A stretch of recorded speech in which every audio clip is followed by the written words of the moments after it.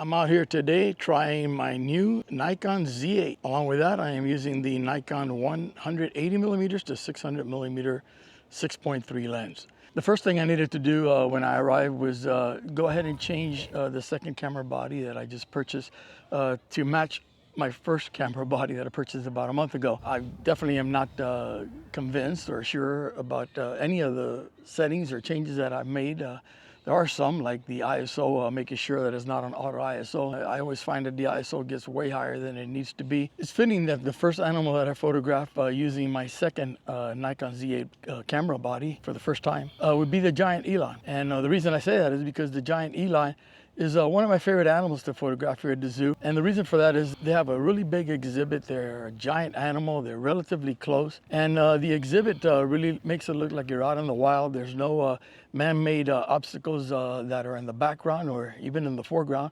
So it really lends itself for some real nice photos of this animal. And it has become one of my favorite animals to photograph. So it's kind of funny because they seem to be very well aware of your presence when you first arrive, because they just stare you down and look at you for a while. So the first photos I took, I actually moved way back, zoomed the lens out quite a bit so that I could go ahead and compose the image, and that was a nice tight headshot. Eventually I did take one or two body shots, but I pretty much concentrated on taking headshots. And one reason I'm doing that is that I'm playing around and learning to use the camera, but I'm having some issues with having the box get on the animal. I do have it on animal eye tracking autofocus, and what I'm doing is selecting a box, trying to get that box on the animal, and then try to get the eye autofocus to get on the animal's eye. The viewfinder is darker than what I'm used to looking through on the Fuji X-H2S. One thing I did notice the first time I photographed with the Nikon Z8, the big viewfinder, I would assume that's